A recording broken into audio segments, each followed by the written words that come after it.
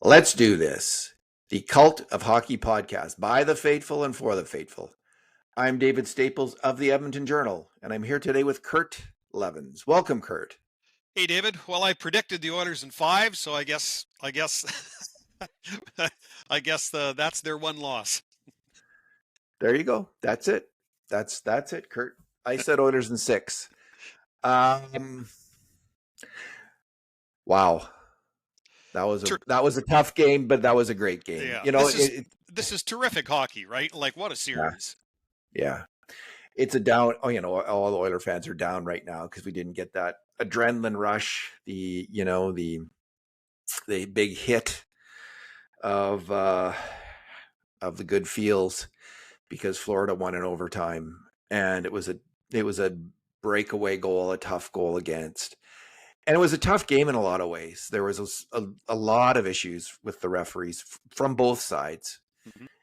There was tons of complaints from Florida fans about the referees, and certainly from Oiler fans, there was some major issues with the referees.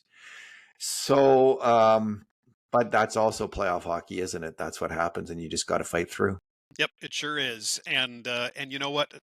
Nobody, including me, is happy about the loss tonight. But you sure can't complain about the quality of the entertainment that we're being treated to. Like, these were two fabulous hockey games from two terrific teams. And even though you wish your squad was up 2-0, that's why they call them a 7-game series. In the end, the rat trumped the worm. Kurt, the grade A shots in the game.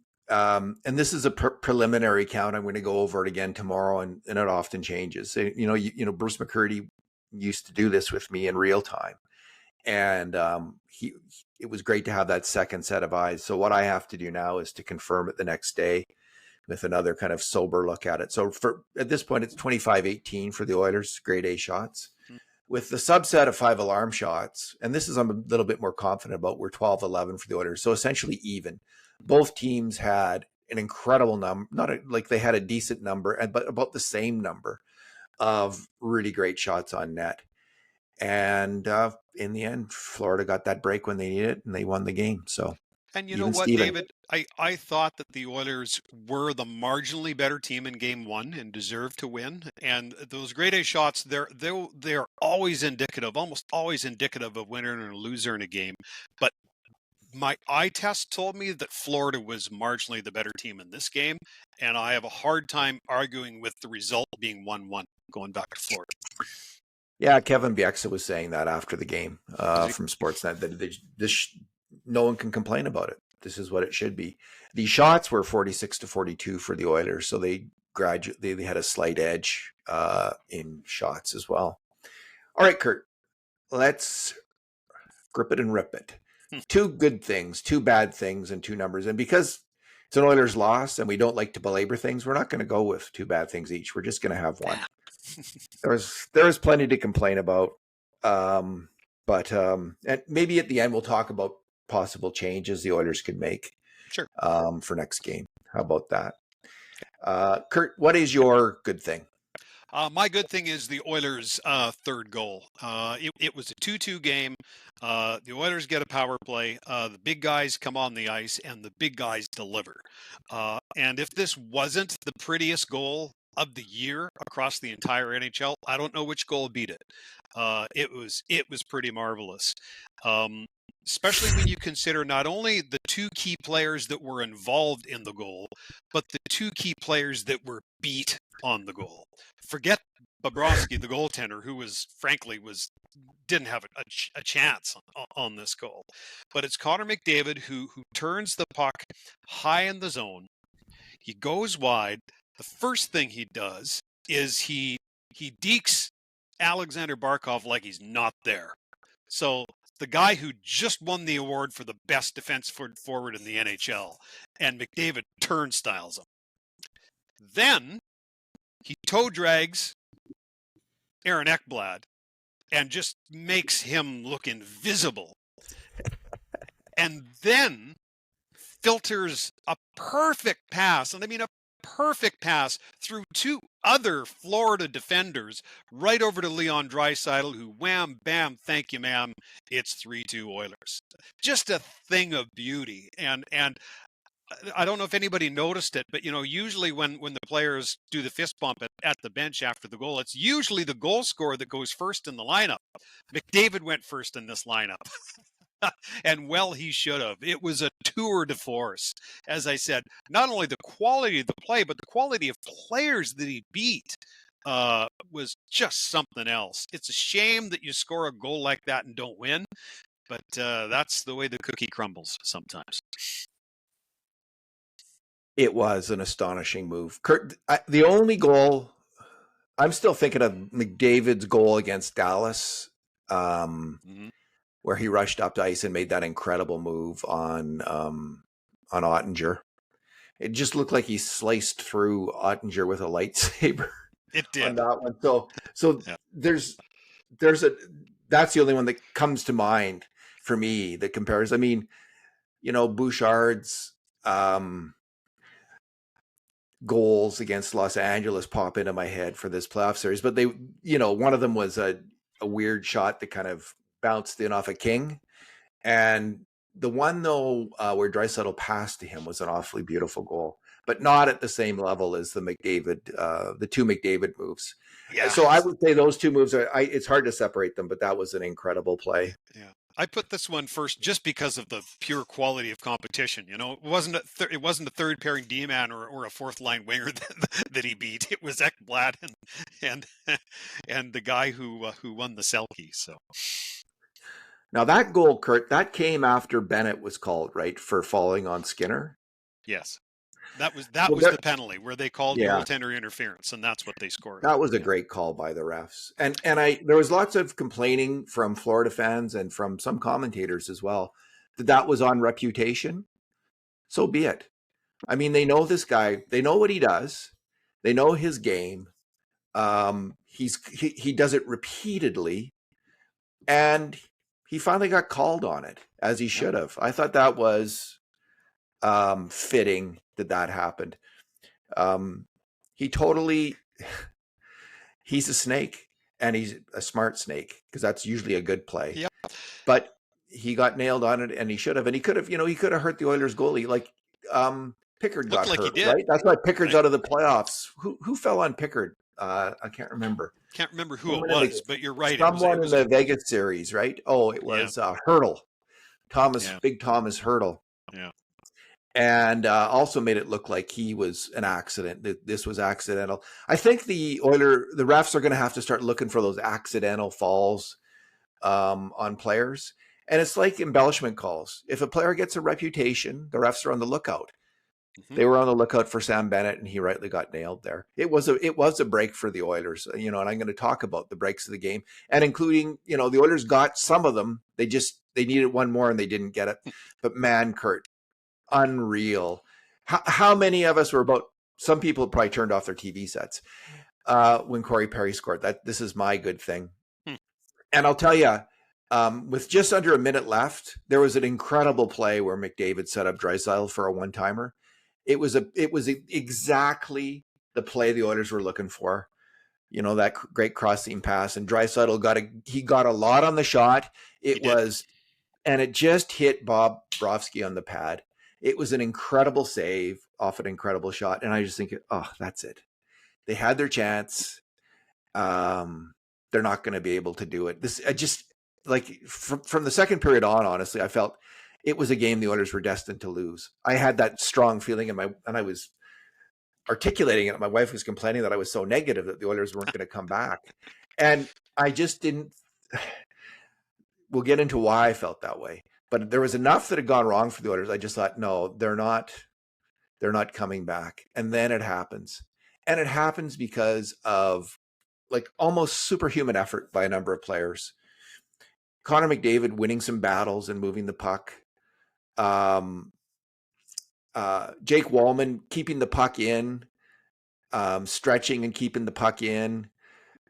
Corey Perry winning a board battle and then going to the net. Ryan Nugent-Hopkins setting an excellent screen. And it ends up with the puck, Wallman at the point. and it's a good idea to have him out there in those situations. Have Bouchard and him; those are the two guys you want because I think that they're the best at.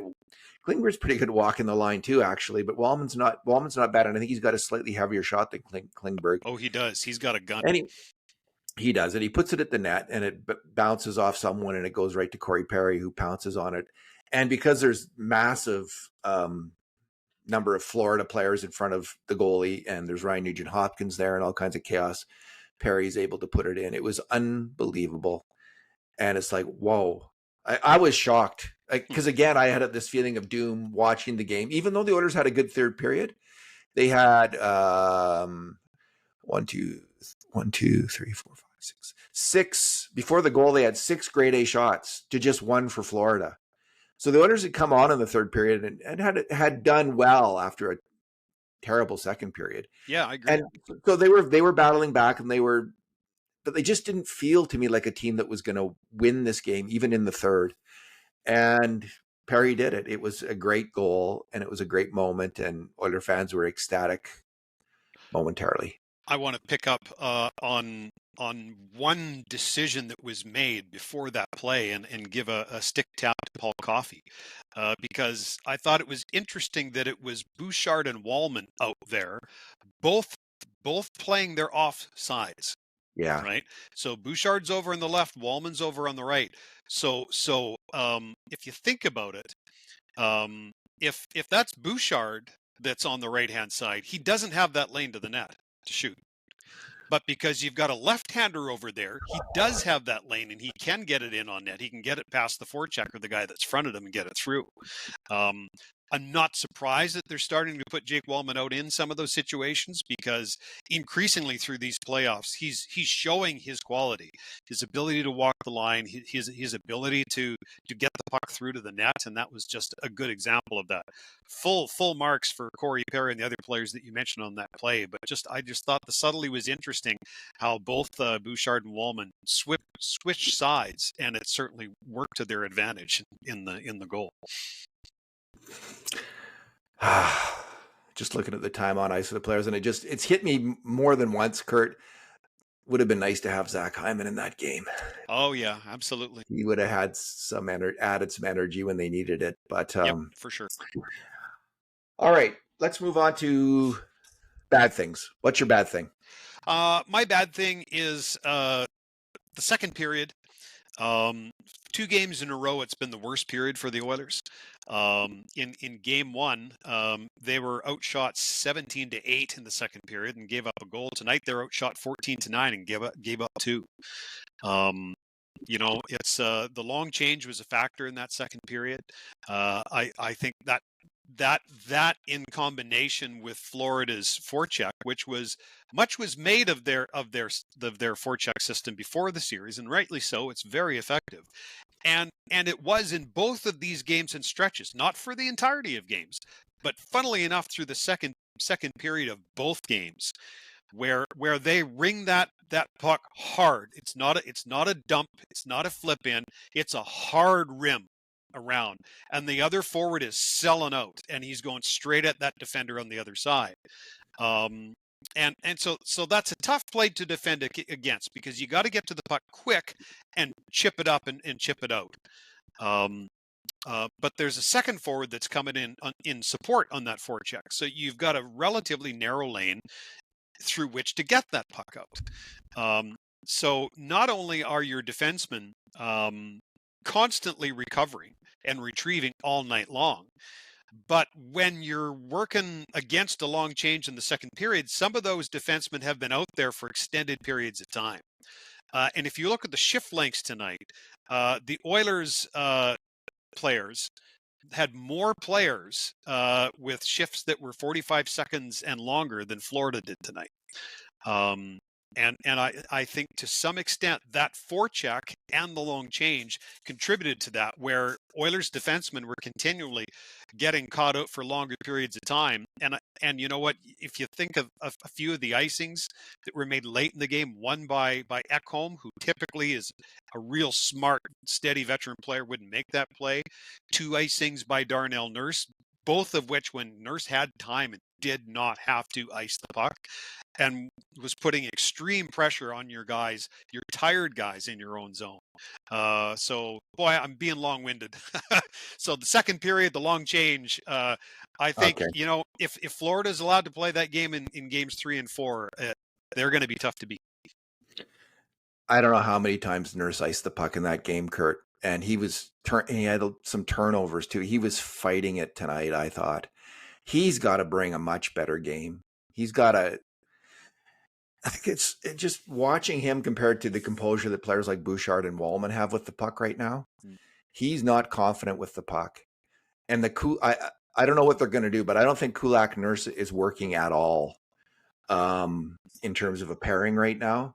They're starting to, like, I had Darnell Nurse, and again, this is preliminary. I had him making mistakes on 8 grade A shots. There was one where he rushed in there and rushed in and missed a hit in the offensive zone. Like, he was leading the play in the offensive zone. He goes to hammer someone and he completely misses it. And then there's a break the other direction. I just thought, man, that was typical of Nurse. Like, he doesn't even take a guy out and they're off in the other direction. He had a rough game making decisions. And well, in I don't know what it is. in addition to your statistics, which, as I say, in my experience, are always really telling. If you look at natural stat trick 5-on-5 tonight, Yeah. 20, 33, 37%.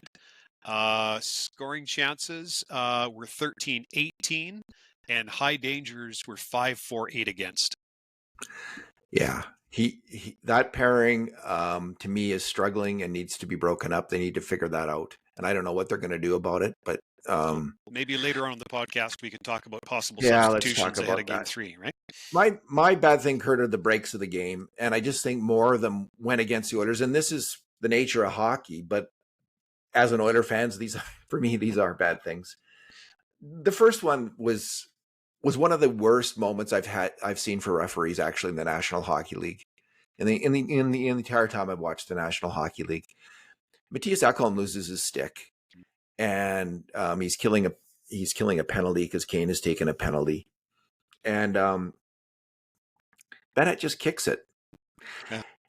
You're not allowed to do that. It was such an obvious penalty. It's an interference play. You can't kick another player's stick when he's going for it. You can't kick it out of the way. You just can't. I've seen penalties called for that. Players, it hardly ever happens because players know this. Yep. It was maddening that the referees let that go. It was amateur hour. It was a shameful moment for the NHL that they have referees who are so wedded to the notion of not interfering in the game, not calling too much. That's a penalty. It's a penalty. It's a penalty. And it was a bad break for the Oilers. Because when the stick is kicked away, Ekholm doesn't have his stick, can't get it, and he's beat on the pass as well. He can't make the play because he doesn't have his stick. That was horrible. That was embarrassing. I'm with you on that one. So the next break that goes against the Oilers, they're up 3-2. And listen, early in the second period, the Oilers' first 4 minutes, they had 4 great shots, 2 of them 5 alarms. One by Bouchard, he comes in there, McDavid sets him up, and he almost gets it up high over Bobrovsky. And Draisaitl comes in a moment later, and he almost scores. He gets another 5-alarm shot. I don't really remember the play on this one, but Kapanen was involved, and stretch pass from Wallman, and Kane did a hard charge to the net. Yeah. And then McDavid had a high danger in there too, right? It's that same period of 3 or 4 minutes at the start of the period. Yeah, they were buzzing, and if they just scored, it's 4-2, right? It's like, Yep. So they don't. This is hockey, and then Florida does come on. They come on, and they come on, and they're not. They do get a few really good chances, and then they score on what I call the Californian, the outside shot that the teams in San Jose and Los Angeles feasted on the Oilers in the 2010s in the decade of darkness. The outside shot, it's deflected in. And to me, I was listening to Steve Valiquette, who's a New York Rangers announcer, and he studies grade A shots himself. He thinks the backbreakers are breakaway goals that are scored on. To me, the backbreakers are these outside shots that find their way in. It's so disconcerting for a team when that happens. Tkachuk was bothering the goalie, let Stu Skinner a bit on it, but it just went in off Bouchard. Otherwise, it's not going in. Yep. Arvidsson allows the outside shot. It's just a fluke play. They happen. Those goals happen, and they are utterly demoralizing for the team that they happen against. And what I've noticed, Kurt, is that they often get scored on again right away or fairly soon after that, and that's what happened 4 minutes later. Um, uh, just a really rough play by Nugent Hopkins turning over the puck and Bouchard not getting back quickly enough. Maybe McDavid should have been reading it a little bit better, but I just thought it was Nuge and Bouchard who were the primary culprits. Yep. And Marchand goes in and scores on the breakaway. So you have, if Valaquette's right, that's also hugely demoralizing. It's so great if the goalie makes a save there, but it hurts. It hurts. I know it hurts the players on the ice. If you've ever, and I'm sure anyone who's played hockey has given up a breakaway. Yep. On the ice, you do feel terrible. Like you feel that's there. That is the worst feeling for a player on the ice. I guess, I'm so maybe we're both kind of, maybe those are the two goals, and they had the Californian, then they have the breakaway goal. So it's the two worst goals for making a team feel terrible. And the Oilers just, I didn't think had much life for a long time after that. It took them a while to get cooking in the third period. Yep. They didn't have their first grade A shot in the third period till 10 minutes into the third, Kurt. So there was a brief flurry by McDavid at the end of the second, but I just think it took those two goals, the way they were scored, the kind of goals they're daggers. They're more so than other kinds of goals, and they just took the life out of the Oilers. Yeah. And I was expecting, after that, I had a feeling of dread about this game.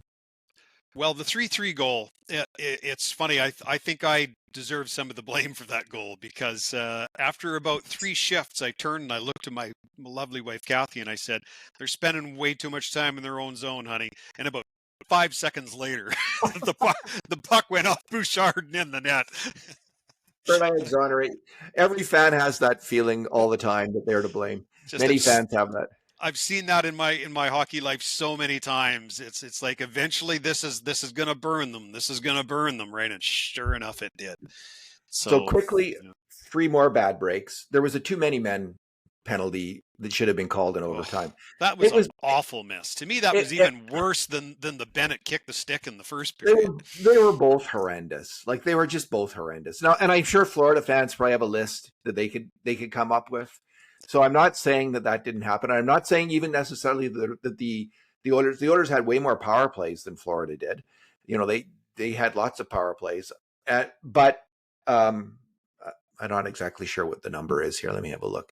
But Oilers had 6, Florida had 4. Okay, it's not way more. It was marginally more.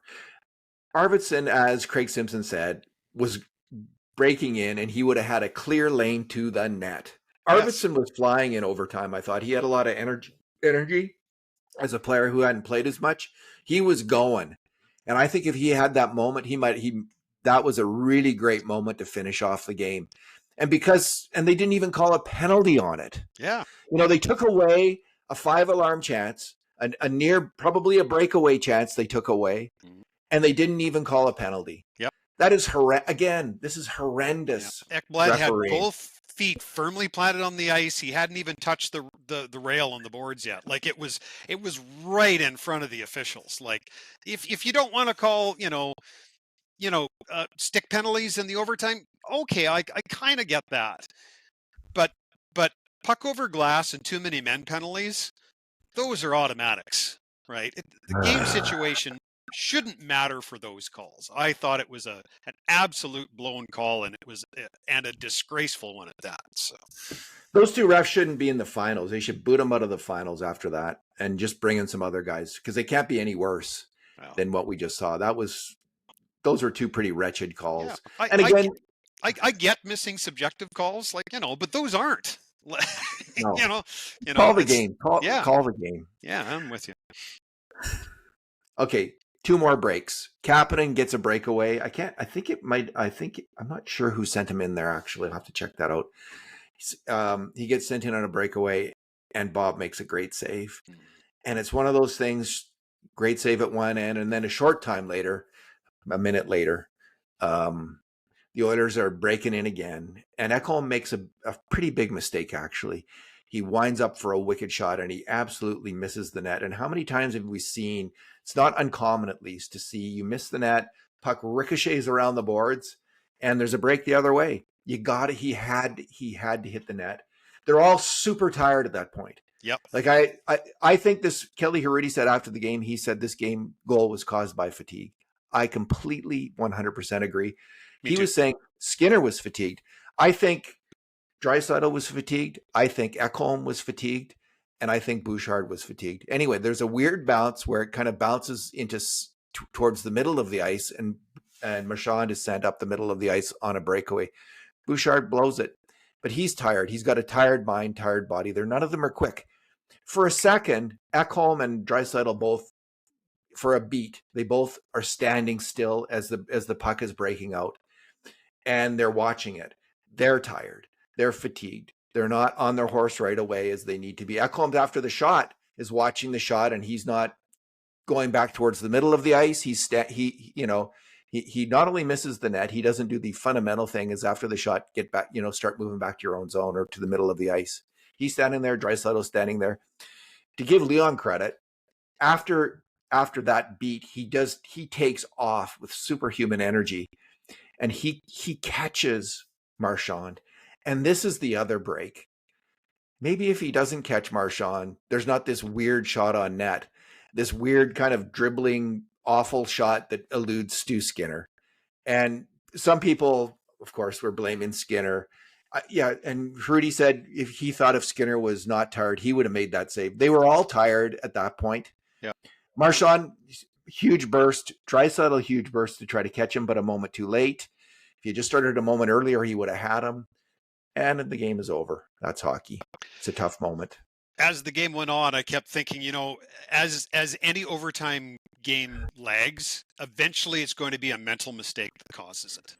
That's inevitably the case, right? Like with Ekholm, there's a case where if you're going to miss the net, you got to miss it short side, right? Because if you're missing it to the far side, it's rimming and out of the zone, right? But when you've played 4 periods of hockey, you don't think of every little thing. Like it is amazing how the lack of oxygen makes its way to the brain, and you don't make the same decisions you do when you're fresh as a daisy at the start of the first period. So yeah, I agree with Kelly Rudy's assessment on that. That was a fatigue goal for sure. Kurt, your number. My number is 15. You talked about the amazing play and Corey Perry in the dying seconds of the third period, tying it up and sending it to overtime. Corey Perry's 9th goal in the Stanley Cup Finals, by the way, tied with Brad Marchand, who also has 9 in his career. So I thought that was kind of a neat number. But my number is 15 because the Oilers have scored 15 goals in these playoffs in the last 5 minutes of regulation. They've been the comeback kids, and they were again tonight. Amazing. When you think about you almost it, expect it, right? Yeah, right. Well, when it was 4-3, I kept thinking, you know what? I'm not worried. I think these guys can tie it up. And there were times earlier this year where I might not have felt that, but I felt pretty confident they'd find a way. And sure enough, they did. And so, Corey Perry. Makes it 15 goals in the last 5 minutes of regulation of the playoffs for the Oilers. What? This was game 18 playoffs, and they've scored 15 goals. Yeah, game 18, and they've scored 15 goals in the last 5 minutes. That's amazing. Yeah, it's really that's a really high percentage. It'd be interesting if you stacked it up to Stanley Cup winners. Not saying they're winning the Stanley Cup, but if you did, who would be better than that? Like that's a pretty amazing number. My number, Kurt, is the hit count 60-39 for Florida. I think it was indicative of something. I think the Oilers wanted game 1 more and were more determined to win game 1. I think Florida wanted this more and were more determined to win, and it's seen in the hit count.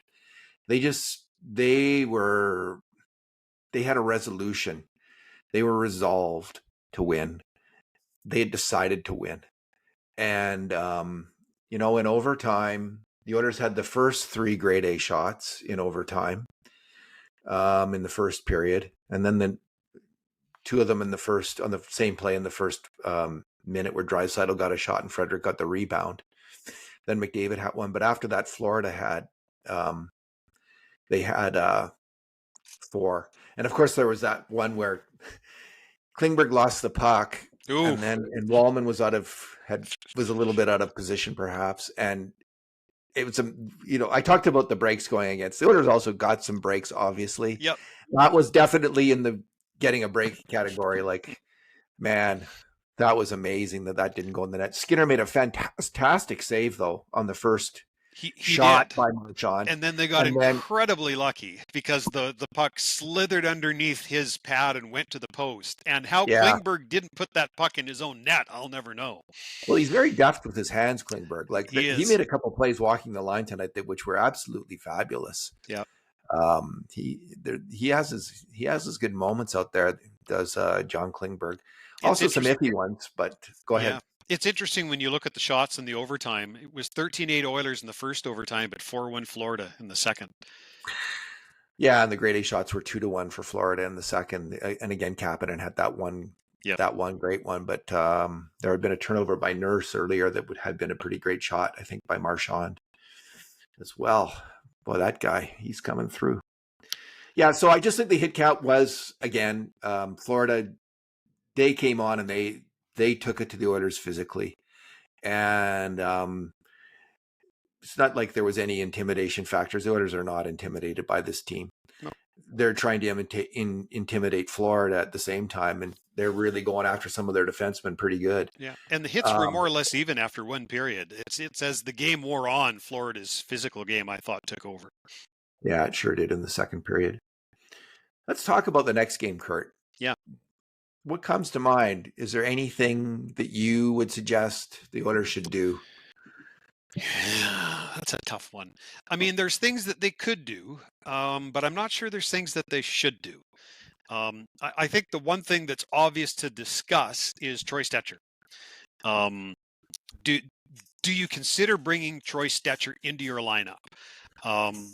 He has played so well, and in particular, he's played so well with Darnell Nurse and vice versa. So I think there's a reflex there to go, yeah, bring in the Nurse Whisperer. That could fix everything. Okay, that's all fine and good, but you're probably not going to go 11-7. So if you don't do that, well, then who are you pulling out? And I think the only guy you're pulling out at this point is John Klingberg.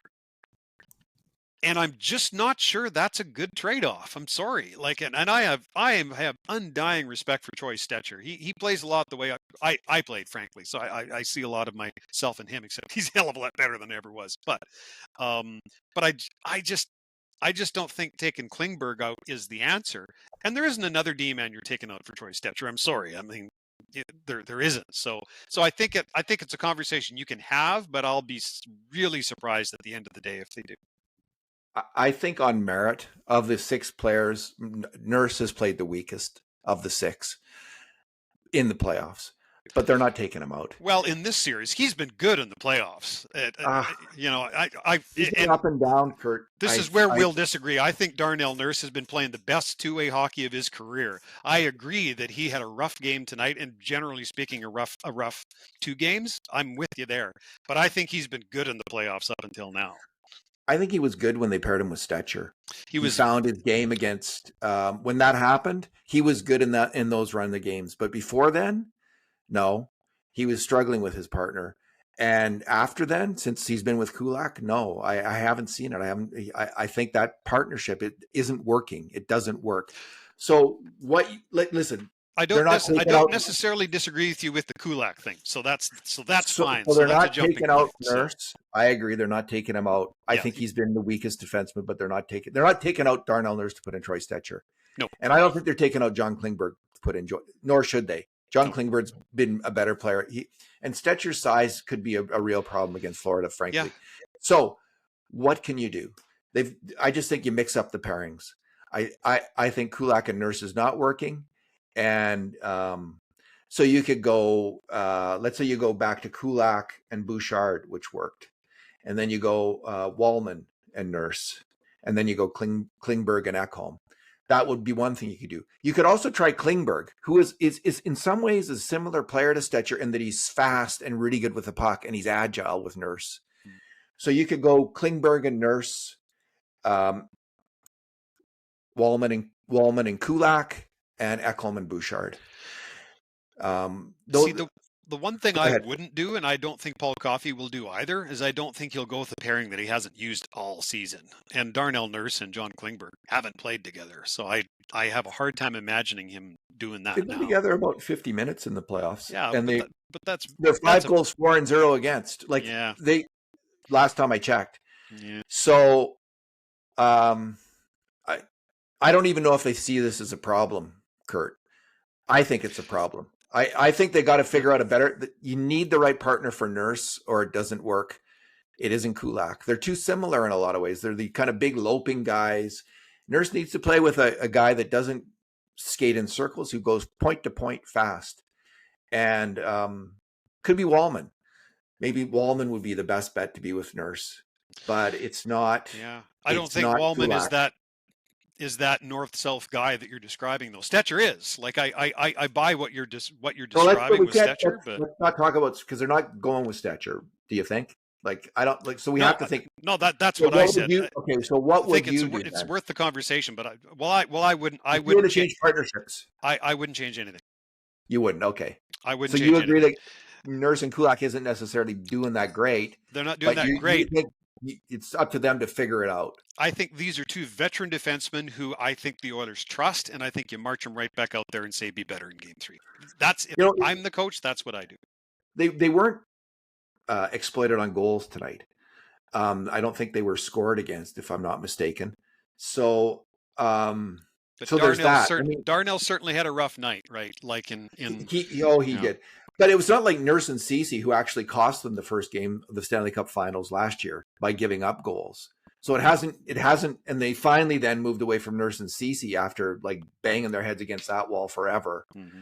So I just think they could do better with their pairings. I think these are veteran players who can figure it. Like even in a new pairing, I think it would be okay. So, I can tell you as a defenseman, if you start playing with someone who you're not used to playing with, it is very unusual, and it does take a period of adjustment. Yeah. Well, again, Nurse and Klingberg have played together for 50, 60, 70 minutes, and I think that they're 5-0 for goals for and against in the playoffs. Is there anything different you do on forward? So I don't think Trent Frederick is getting it done, and I don't think Connor Brown is either right now. Like since he's came back, I haven't been seeing it from Brown, although he did have one chance where he streaked in there and he almost scored. I've seen the same Connor Brown over 2 games that you have. I agree with him in particular. Yeah, he's not doing well. Yeah. So what do? Do you put in Jeff Skinner? And you know, Skinner could struggle defensively. He's not a great fundamental defensive player. He cranked it up in the last month and a half, and he did okay on defense. Frederick, to me, isn't doing much. He's not. I don't know. I'm just not seeing him. He might get hits, Kurt, but he's not getting Kane hits. Those hard hits that make a difference. How many did he have tonight? He had 4 hits. Typical night for Frederick. 4 hits. He had some shots. He doesn't seem like a threat to score. Like I think Arvidsson, Podkolzin are playing well. Kapanen's playing well. Those guys are bringing it. I just think Skinner could go in for either Brown or Frederick, and I would be completely content with that. Well, I think Skinner either one. Yeah, I think Skinner's an interesting option. What I see out of Trent Frederick is a little different than what you see, I think. I do see a guy whose size is a factor. He has good straight ahead speed. He's had a couple of really good chances. He just hasn't buried them. But I think what the coaches like about him is that they can rely on him to make the right play in critical moments. What he doesn't do is make mistakes defensively. He's a very smart, reliable defensive player. You can tell he spent all that time in the Boston system where they teach this and teach it well. And in the Stanley Cup playoffs, I think a coach wants a player who he knows he can count on in certain situations to not make a mistake. And so that's why I don't think he's coming out. The other thing you could look at is, you know what, the Oilers are really lacking a right-handed centerman. And I thought that showed up tonight as a weakness. but he hasn't played for 2 months, so you're not going to bring Derek Ryan in. No, he's You know, yeah. yeah, So we don't see eye to eye on Frederick. I no. think he's made too many defensive mistakes. Jeez, I've hardly seen any, David. I got to say, I think you and I have seen him differently the entire playoffs. So, and fair enough, but I think his injury is slowing him down, and he's not getting it done. He doesn't have that quickness and the agility to get in there and really hit hard. He's not he muffs his offensive chances, and I think he's been a little slow on defense now and then. So I think he's injured, and I think this is a much better player than what we're seeing. But no, I don't. I think Skinner wouldn't be any worse than Frederick on defense. He won't be as physical, but he's much more likely to score. So so the question would be, like, I don't think they're gonna take out Frederick or Connor Brown. I don't think they're gonna do either. yeah. So I guess it's a moot point. We don't have to discuss this anymore. I don't think they're going to do it. It's a worthwhile conversation. I would consider taking out Brown. I would consider taking out Frederick. I would have a hard look at the game fill from both of them the last 2 games and make up your mind who you think's given the least. Because yeah, Brown's a bit behind the play. He's not making an impact. Well, you know what, David? Chris Knobloch has shown that he's not afraid to make a tough decision. Like, he's the guy who sat Victor Arvidsson down. So I wouldn't rule anything out going into game 3. Who knows what he'll do? I'd be tempted. They're getting a lot out of that line with Arvidsson and Podkolzin. I would be tempted to move both those players up the lineup, and maybe, you got Frederick and Brown as the third line wingers with Henrique. Yeah. Maybe shift that. Maybe like, I don't really like the idea of Frederick, Brown, and Janmark. I think they could get exploited. But if you went with Podkolzin, Henrique, and Arvidsson as your third line, and you gave them more ice time, more to the point, give those guys a bit more ice time, the Oilers might be better off. That's what I would do. I would up the ice time of Podkolzin and Arvidsson, and I would reduce the ice time of Frederick and Brown. Okay. You know what? I buy that. Here's a wild card for you. What if you put Podkolzin with McDavid, and Arvidsson with Draisaitl, who they played together all season long and were very effective together? Right. And then you could have I think they might have to think about even strength, though. Like, so there's that about McDavid's wingers at even strength. I'm not sure Nuge and Corey Perry are getting it done. Like, they're both playing well. They're both playing strong. But and I'm not against keeping Perry necessarily, but maybe if you had a line with Nuge and Kane and a winger, and then maybe put either Arvidsson or Podkolzin up with Perry and McDavid. I think Arvidsson needs a promotion. I'm liking what I see from him. I think he's a dangerous hockey player on the attack, and I think he could play well with McDavid or with Draisaitl. So I would like to see that move in terms of and Podkolzin move him up as well. Yeah, well, Nugent Hopkins didn't have his finest game tonight by any stretch of the imagination, and I know that. What caught my eye was he went 14% on faceoffs. But the real number in there is he only took 7. And if you noticed, as the game wore on, Evander Kane started taking faceoffs instead of Ryan Nugent-Hopkins, which makes you wonder, why was that happening? Not because Nugent-Hopkins was getting kicked out of the circle. That usually doesn't happen, does it? No. So makes you wonder, doesn't it? Do you think they're going to load up? Of course, they could just load up the big line, McDavid and Draisaitl together. They might do that as well. Now, if Nuge can't play center, that's a problem then, like, to do that. Yeah. But I could see them loading up. And then I actually liked when they loaded it up and put Kapanen with them, because I think they need, if you put Draisaitl and McDavid, and Podkolzin would work, or Arvidsson, any of those 3 guys with those 2 big guys, I just think McDavid needs to work with someone who's a bit faster than Perry and a bit more physical than Nuge right now. I would think hard about the line that McDavid's on, and like, it's time for a major think about all these lines. And I haven't thought it through myself, so we're kind of casting about here a little bit. But I would be changing it up. Yeah, I have a difficult time finding much fault with Perry's game with McDavid. To be perfectly honest with you. Yeah, he's fine, but you need someone with more oomph than the Nuge And, because well, that's fair. And Kapanen is both faster and heavier than Nugent Hopkins is. So that's a different look if that's what you're looking for in that line. I agree with that. yeah, Yeah. might be an idea. Yeah. There's some solutions. I mean, Nuge has played well with Kane and Hyman on a line. So Yes. if you could Arvidsson, maybe Arvidsson, That's what Kane or we Nuge. need. We need Zach Hyman. They're not happening. And you know what? You just can't. This is hockey. Yeah. This is hockey. The big guys are most of the big guys are reasonably healthy this year. Yes. Draisaitl looks healthy. McDavid does. They sure So do. and Kane does. So let's just hope that sticks around. That continues to be the case. Final thoughts, Kurt? Anything else? You know what? It's a loss, and you and I still agreed 90% of the night. Well, we're not agreeing on Frederick and Nurse necessarily. Well, But Trent other than Frederick in that, particular, I think we're on polar opposites of that one, but that's okay. That's part of what makes it fun. yeah.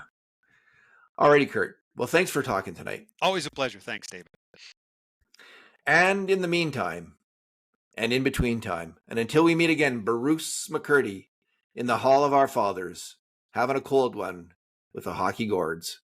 This has been another edition of the Cult of Hockey podcast.